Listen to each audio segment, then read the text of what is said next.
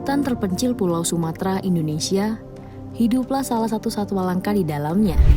Ia merupakan harimau Sumatera, spesies harimau terakhir setelah punahnya harimau Jawa dan Bali. Harimau sangat lekat dengan budaya tanah Sumatera. Secara umum, masyarakat di Sumatera melihat satwa ini sebagai leluhur yang menjadi penjaga yang membuat kehidupan mereka aman dan jauh dari mara bahaya. Sayangnya kearifan lokal ini mulai tergerus oleh zaman dan kebutuhan ekonomi.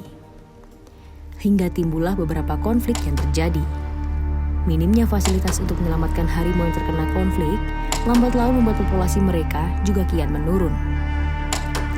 Pada tahun 90-an, Taman Safari Indonesia merupakan satu-satunya kebun binatang terbesar di Indonesia yang ditunjuk sebagai pusat penangkaran harimau Sumatera pertama di dunia. Yang bertujuan sebagai benteng terakhir ketika harimau Sumatera di habitat aslinya mengalami krisis. Maka, konservasi ex situ dapat menyelamatkannya dari kepunahan dengan tidak mengurangi kemurnian genetik aslinya. Sebagai lembaga konservasi ex situ linked to in situ, seluruh rangkaian kegiatan konservasi haruslah berjalan seiringan. Berlandaskan pada kemampuan dan pengalaman di bidang konservasi, Taman Safari Indonesia akhirnya membentuk tim rescue Sumatran Tiger. Tahun 2009 lalu di daerah Jambi, Dokter Hewan Taman Safari Indonesia Bogor bernama Yohana Trihastuti yang berpengalaman di bidang konservasi satwa liar diminta untuk membantu langsung dalam merescue harimau Sumatera yang diduga min-eater, membunuh atau memakan manusia. Ia bernama Salma. Bersama Ismanto yang juga para medis yang berpengalaman di bidang penanganan satwa liar konflik, ia secara sigap dan lugas menyiapkan seluruh peralatan medis yang dibawanya untuk melakukan pembiusan harimau supaya dapat dipindahkan ke kandang transport untuk direhabilitasi. Selama pembiusan, Dr. Yohana melakukan pemeriksaan kesehatan Salma dan mengambil sampel darah. Dr. Yohana juga melakukan morfometri tubuh dan gigi harimau guna mengetahui perkiraan usianya. Juga melakukan penimbangan berat badan. Suasana begitu ramai dan padat. Masyarakat menyaksikan dengan antusias.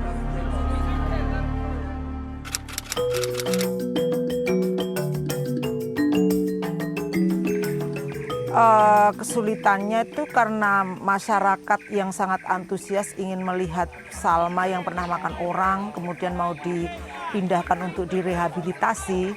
Jadi rame, padat yang ingin menonton Salma dipindahkan, sehingga itu menjadi kendala karena itu yang akan menyebabkan Salma itu stres kalau banyak orang, banyak rame gitu.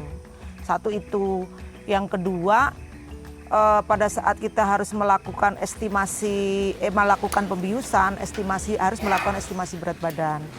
Kita estimasi waktu itu karena Salma itu betina dan kalau di captive yang betina itu sekitar 70 kilo gitu. Jadi kita estimasi 70 kilo, ternyata Salma kan ukurannya besar, beda dengan yang kondisi biasanya, sehingga pada saat itu estimasinya agak rendah, sehingga pada saat pembiusan kita bisa melakukan diulang dosisnya diulang gitu.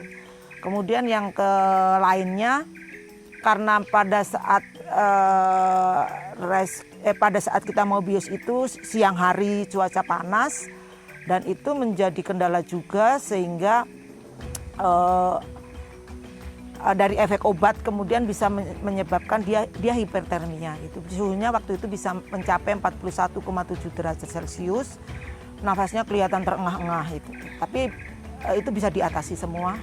Akhirnya Salma bisa dimasukkan ke kandang transport dan ditransportasikan ke tempat rehabilitasi. Akhirnya, Salma dapat mengatasi hipotermianya dan dapat ditransportasikan ke tempat rehabilitasi. Dengan diberikan perawatan yang baik, nutrisi yang baik, dan perawatan kesehatan yang baik, Salma dapat menjalani rehabilitasi dengan baik. Taman Safari Indonesia juga kerap kali melakukan rescue harimau Sumatera. Banyak cerita mengharukan dan menegangkan. Ada beberapa di antara mereka yang dititipkan di penangkaran, karena saat itu tidak semua daerah memiliki fasilitas dan pengalaman yang memadai. Menyandang sebagai status harimau konflik tidaklah mudah bagi mereka.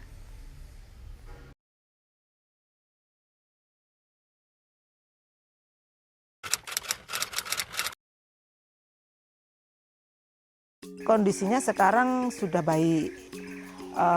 Contohnya misalnya Bimo yang waktu itu direscue karena keracunan, sekarang sudah bisa berkembang biak dengan baik dan bisa menghasilkan anakan. Kemudian contoh lainnya Dara yang waktu itu juga diselamatkan karena kakinya terjerat seling, sekarang juga sudah bisa menghasilkan beberapa anakan. Contoh lain juga Giring juga sekarang sudah bisa menghasilkan anakan juga, namun memang masih perlu upaya yang lebih karena kita tidak hanya mengejar kuantitas, tapi juga kita mengejar kualitas genetik yang lebih baik, dan itu perlu upaya dari perawatan yang lebih baik, nutrisi yang lebih baik, bahkan mungkin inovasi teknologi yang terbarukan. Kelahiran satwa yang terancam punah tidaklah mudah. Angka keberhasilannya pun tidak melulu dengan jumlah lahir, namun kualitas genetik menjadi yang utama. Keberhasilannya masih belum optimal.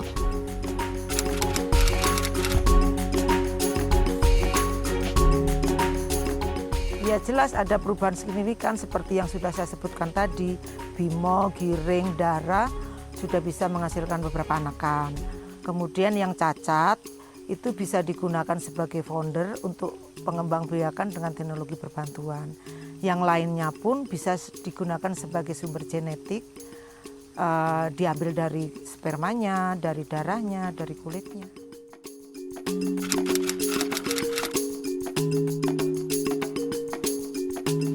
Genome Research Bank itu tempat untuk menyimpan materi genetik seperti darah, kulit, bulu, sperma yang disimpan dalam tabung nitrogen cair dengan suhu minus 196 derajat Celcius.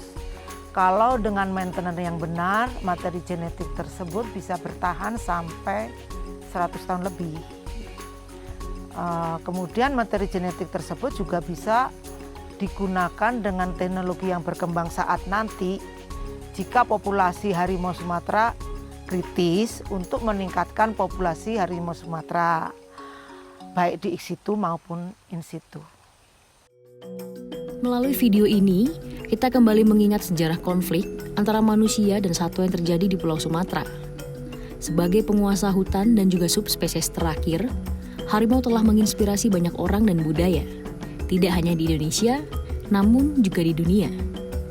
Setiap tanggal 29 Juli, dunia memperingati perayaan kepedulian subspesies harimau yang masih ada hingga saat ini, tanpa terkecuali harimau Jawa dan harimau Bali. Sebagai generasi penerus, banyak cara yang dapat kita lakukan untuk berkontribusi dalam melestarikan harimau Sumatera. Hal ini bisa dimulai seperti ikut serta menyebarkan informasi pentingnya keberadaan harimau Sumatera di ekosistemnya. Ini adalah cara terbaik untuk membantu mereka mendapatkan kesempatan kedua untuk hidup dan memiliki keturunan. Mari kita bersama-sama menjaga harimau tetap lestari. Happy World Tiger Day. Salam lestari.